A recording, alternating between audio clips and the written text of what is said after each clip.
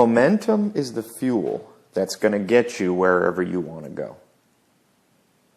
You roll a boulder up a hill, up a hill, and up a hill. You push, and at the top, at some point, that boulder starts to roll on its own. Here's an interesting quote. I was listening to Jay-Z and Warren Buffett being interviewed by Forbes magazine. And Warren Buffett, the wealthiest man in the world at that time, was asked, "What's the secret? He said, "Well, I have this rule. The first rule is don't lose. And the second rule is never forget the first rule." It really isn't so much having a lot of brilliant decisions, it's just not having any terrible ones. And frankly, I did learn from my mentor, Benjamin Graham, how to avoid ever having any big disasters in investment. It wasn't that you were ever going to come up with the very smartest thing. But if you never have any significant losses, some single hits and double hits will produce a lot of home runs before you get through. Now, I'm approached all the time. People want me to invest in their ideas, and people say things like, "I got the next $1 billion idea. I got $1 million idea. Invest in this." And before I even hear their idea, the first thought that pops into my mind is, because in general these are newbies, people who have never had a business before or made much money, I wonder, have they ever made a company that makes $50,000, $100,000, $300,000? Why are they starting out trying to make $1 billion? That goes against all rules of logic. Now, every once in a while, somebody's been able to be a nobody, and then the next day they're a billionaire, but that's so rare that for you to bet your life on that strategy would be foolish. For me to bet my life on that strategy would be foolish.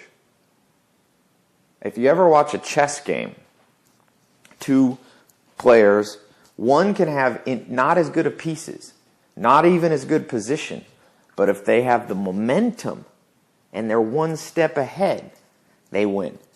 And in your life, what you have to do is create momentum.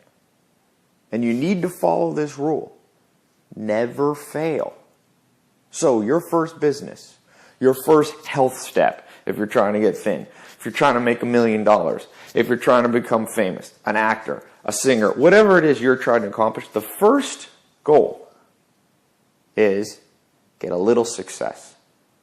Because not only will that give you confidence and momentum, but it starts to change the neural pathways in your brain where you start expecting success. I was listening to Tony Robbins today, and he was talking about how the reason most people never go for big things, it's not because they don't want them. I mean, who doesn't want $1 million? Or who doesn't want six-pack abs? Or who doesn't want to be a celebrity? I mean, almost everybody. Or who doesn't want to change the world? Be remembered. Write a book. All of us do. But not many of us actually accomplish it. Why? Well, Tony Robbins said, it's because action comes out of certainty. If you knew for a fact that you took a shovel and in your backyard you dug for a day or two, you'd find a chest of gold, and you knew it was certainty or almost certainty, you'd be out there digging 24/7. You would take a week, a month, a year. If I told you there's $1 million out there somewhere in your backyard with a shovel, I mean, would you, and you knew with certainty that that was true, would you ever stop digging? Probably not. You would dig until you found it if you had to dig up every square inch 10 feet down. So the difference between somebody who is willing to go out and dig and a person who sits in their house is the level of certainty. And that's the same way for you. As you're going toward your goal of high levels of success, if you don't have certainty, your brain is not wired to go after things effectively if you don't have certainty. So if you're trying to make $1 million and you have no certainty in your brain, I promise you, you're not going to do the steps you need. You're not going to persevere to make $1 million. You won't. Now, back to the momentum. I'm explaining why momentum is so critical. If you go out and say, I'm going to learn to make $1,000 a month extra, or $100 a month extra, and you accomplish that goal, and a month from now, you can honestly say, I'm making an extra $100 a month, or an extra $1,000 a month.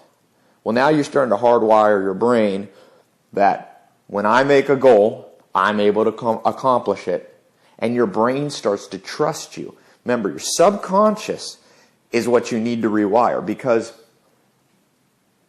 into our eyes in each minute, we see about 11 million bits of information come into our brain. But our conscious mind, that's per minute, 11 million. And our conscious mind can only process 50 a minute. So almost 11 million bits of information have to be processed by our subconscious. So you want your subconscious machine working well. You want it able to believe with certainty whatever your conscious mind says. So if you consciously say, I want to make $1 million, the only way you'll accomplish it is if you've re-hardwired your subconscious into believing it's possible. And that's what momentum does. So whatever you're trying to accomplish, just get on first base. Do not try to hit a home run every time you go.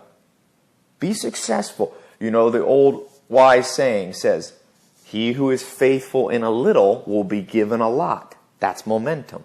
Be faithful in a little thing. Figure out how to make $50 a month. Figure out how to lose 5 pounds. Then once you have that momentum, you can move forward with certainty. And then you can start jumping. Then it doesn't take long. You don't have to do that for 20 years either. You know, one of my first businesses was a nightclub business. I was young and I was like, man, this would be so fun. I'm going to start these nightclubs and blah, blah, blah. So early into it, I realized the secret to having a lot of people show up so I could make a lot of money was every single event I threw that I promoted. If it was always amazing, people would always show up. So what did I do? With that business, I was smart. I started out, I threw a little party at my house. That's how I got started. I had a little apartment, probably 1,200 square feet, 1,500 square feet, and I threw a party. It's my first little promoting nightclub type party. And how many people came? Like 50 people. It wasn't that hard to get 50 people. I just invited my friends. They invited their friends. 50 people showed up at my house. I worked diligently. I called everyone I knew. I texted. I emailed. I mean, I made sure. And 50 people in that house, that was packed. It looked packed because I only had a little living room.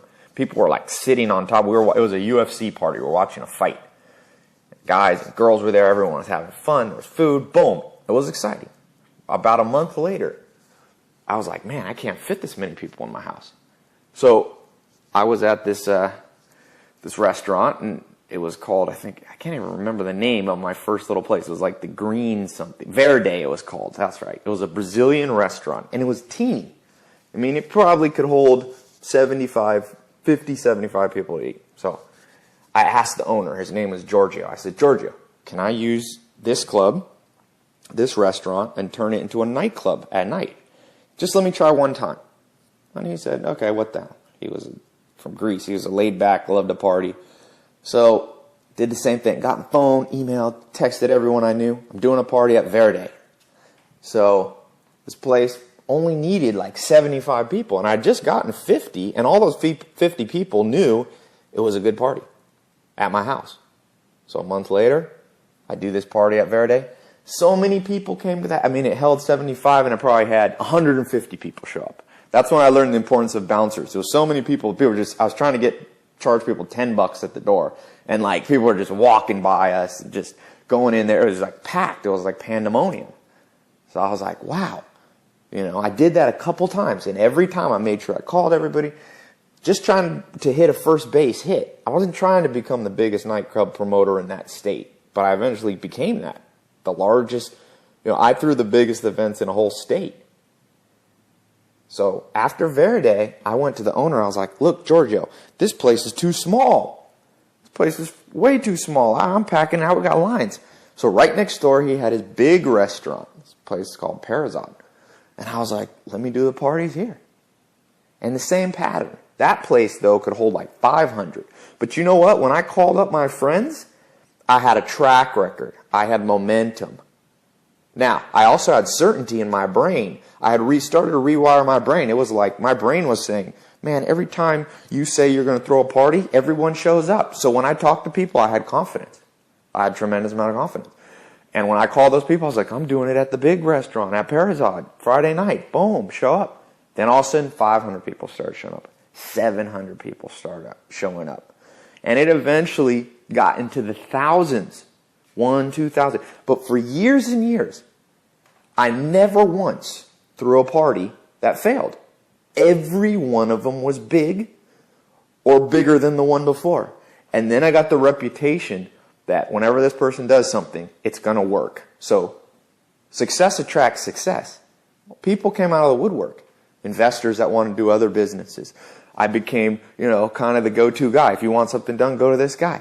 I just started by hitting first base hits. Then I went to second. By the end, I was hitting home runs.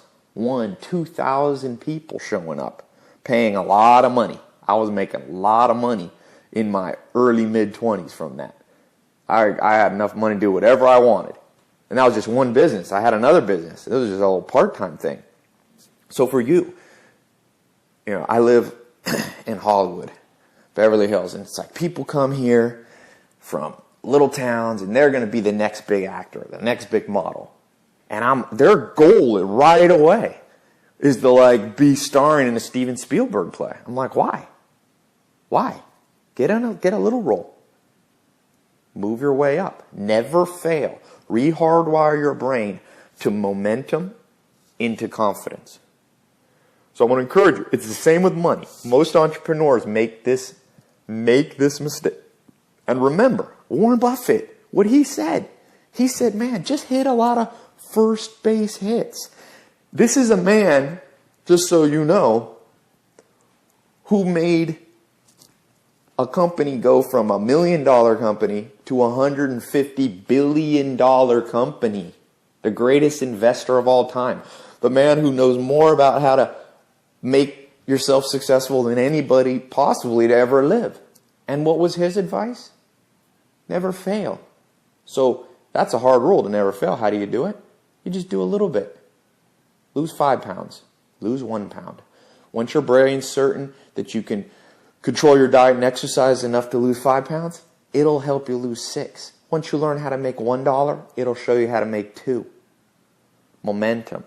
Do not be greedy. There's a saying, pigs get fat and hogs get slaughtered.